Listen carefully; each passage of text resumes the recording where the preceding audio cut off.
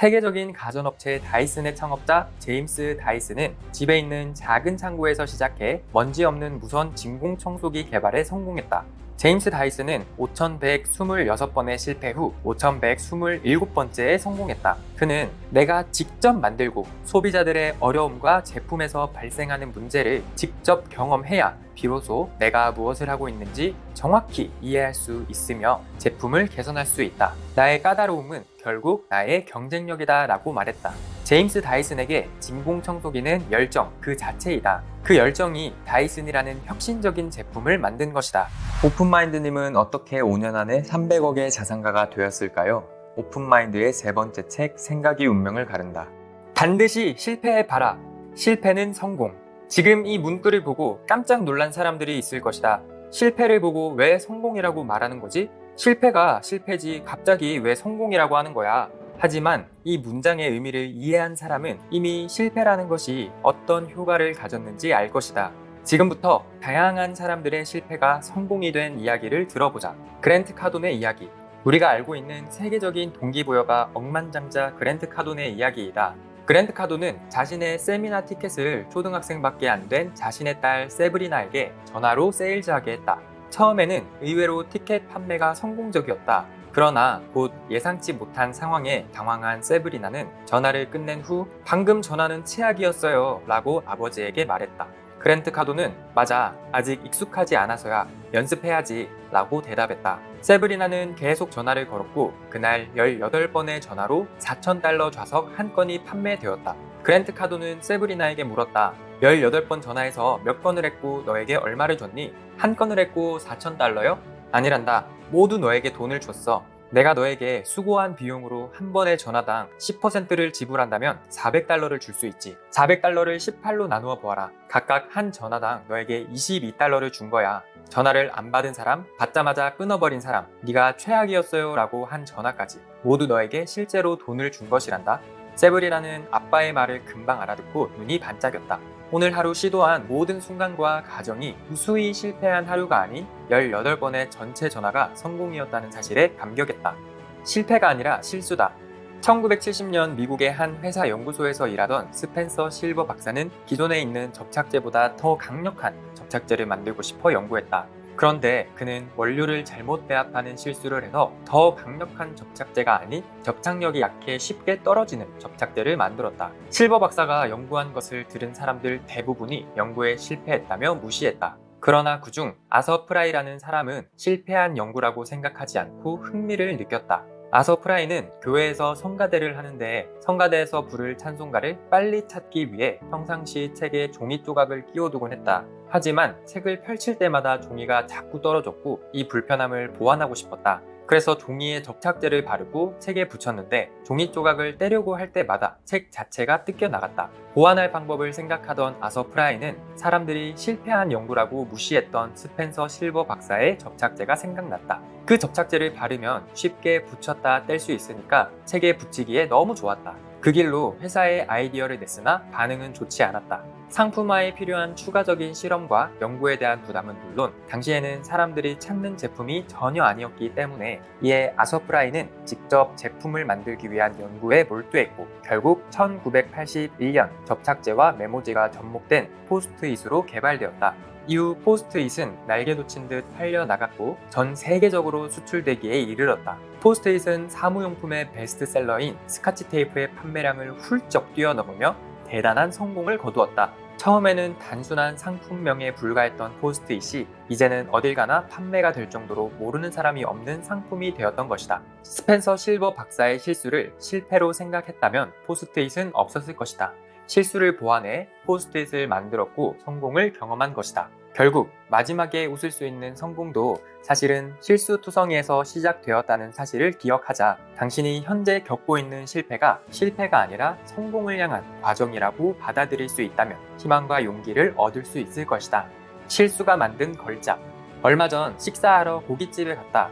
아내가 삼겹살을 주문했는데 자세히 보니 대패 삼겹살이다. 일반 삼겹살과 달리 냉동된 삼겹살을 얇게 썰어 대패처럼 돌돌 말아져 나오니 예쁘기도 하다. 대패 삼겹살은 불판에 올리면 금방 구워져서 빨리 먹기도 쉽고 제육이나 된장찌개에 넣어도 일반 삼겹살보다 그 맛이 더 잘 배기도 한다. 고기가 얇으니 야채와 곁들여 먹는다면 조금 더 가볍게 먹을 수 있다는 장점이 있다. 갑자기 대패 삼겹살을 누가 처음 개발했을까 궁금해져 검색해보니 TV에서 자주 보던 백종원 더본코리아 대표였다. 대패 삼겹살이 탄생한 배경에도 실수가 있다.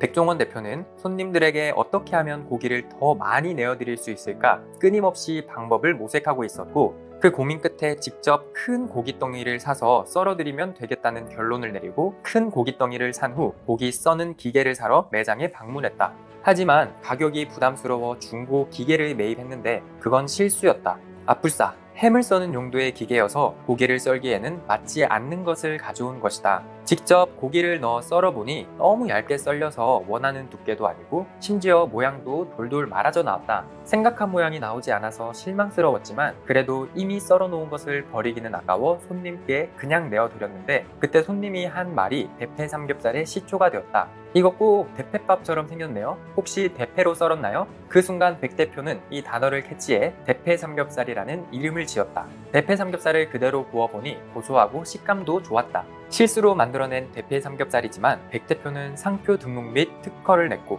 사용자들에게는 특허료도 받지 않고 사용하게 했다. 이처럼 누구나 실수 또는 실패를 하게 된다. 하지만 실패를 실패로 받아들이는 것이 아닌 또 다른 묘안을 찾아보고 대체할 만한 아이디어를 내면서 시도와 도전을 멈추지 않는다면 실패가 진짜 실패가 아니라 성공을 찾아가는 과정이 되는 것이다. 계속 실패하라. 그것이 성공에 이르는 길이다. 제임스 다이슨.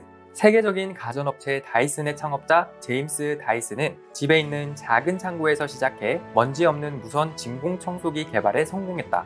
제임스 다이슨은 5,126번의 실패 후 5,127번째에 성공했다. 실패로부터 배운다라는 그의 철학과 신념이 끝없는 실패의 과정에서도 혁신적인 제품을 개발할 수 있는 원동력이 되었다. 처음 다이슨이 나왔을 때 디자인도 세련되고 먼지 없는 무선 진공 청소기라고 하기에 눈길이 갔다. 일반 청소기는 먼지를 빨아들여도 보이지 않는 미세한 먼지들이 공중에 날린다. 유선 청소기를 밀고 다닐 때면 30평대의 집에서는 코드를 뽑아 다시 근처 콘센트에 꽂아야 하는 불편함이 있다. 그런데 집에 장식용품으로 둘 정도로 예쁜 디자인의 무선 청소기라니 눈길이 갈 수밖에 없다. 거기다가 선이 없으니 너무 편리하고 청소가 하고 싶어진다. 하지만 지금의 다이슨이 성공하기까지는 무려 14년이 걸렸다. 실패의 연속이었다. 5,126번의 실패 과정이 얼마나 힘들었을까? 제품에 대한 확고한 신념이 없다면 절대 버틸 수 없었을 것이다. 그는 내가 직접 만들고 소비자들의 어려움과 제품에서 발생하는 문제를 직접 경험해야 비로소 내가 무엇을 하고 있는지 정확히 이해할 수 있으며 제품을 개선할 수 있다. 나의 까다로움은 결국 나의 경쟁력이다 라고 말했다. 제임스 다이슨에게 진공청소기는 열정 그 자체이다. 그 열정이 다이슨이라는 혁신적인 제품을 만든 것이다. 제임스 다이슨처럼 이렇게 실패를 많이 한 역사적 인물 중 가장 먼저 발명가 에디슨이 떠오를 것이다. 그는 백열 전구를 2000여 번의 실패 끝에 성공했다. 필라멘트를 만들기 위해 식물 탄화 실험만 6000번도 넘게 했다. 축전지를 발명할 때는 3만 번의 실험이 실패로 끝났다. 천연 고무 실험에서는 무려 5만 번 이상 실패했다. 그런 에디슨은 말했다. 나는 실패한 적이 없다. 단지 전구가 빛을 내지 않은 2000가지의 원리를 알아냈을 뿐이다. 평균의 법칙.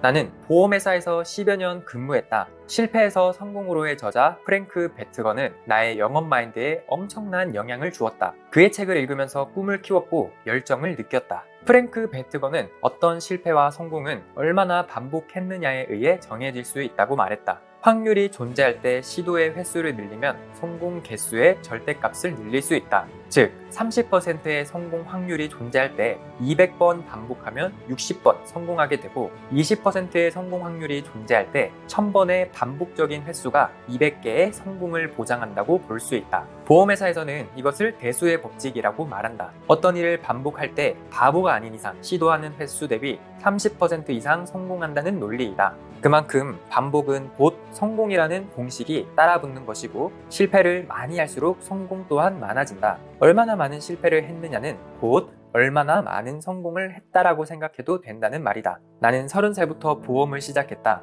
보험회사로 이직하기 전 학습지 교사로 근무할 때 당시 월 급여가 130만 원 정도였던 기억이 난다. 학습지 교사로 근무할 때는 아무리 노력해도 급여가 상승할 수 없는 구조였지만 보험회사에서는 노력한 만큼 계약한 만큼 급여를 받을 수 있는 구조였다. 학습지 교사를 그만두고 나는 보험회사에서 1년 만에 억대 연봉자가 되었다. 학습지 교사로 받는 연봉의 10배였다. 이런 일이 가능했던 것은 반복된 실패에 그 비밀이 숨겨져 있다. 프랭크 베트거가 말한 것이 그대로 이루어졌다. 수많은 실패를 하는 과정 중에 또한 성공도 자연스럽게 따라왔다. 더 구체적으로 설명하면 10명을 만나면 7명의 계약은 실패했지만 3명은 계약을 성공했다. 그렇다면 오늘 내가 3건의 계약을 성공하고 싶다면 10명을 만나서 보험에 관한 이야기를 하면 되는 것이다. 모든 사람을 다 성공시키겠다는 생각은 집어치우고 그냥 10명을 만난다고 가볍게 생각하면 된다. 어차피 10명 중 3명은 계약이 되는 평균의 법칙이 적용되기 때문이다. 바꿔 말해 오늘 6건의 계약을 하고 싶으면 20명의 사람을 만나면 되는 것이고 하루에 9건의 계약을 하고 싶으면 30명을 만나면 된다.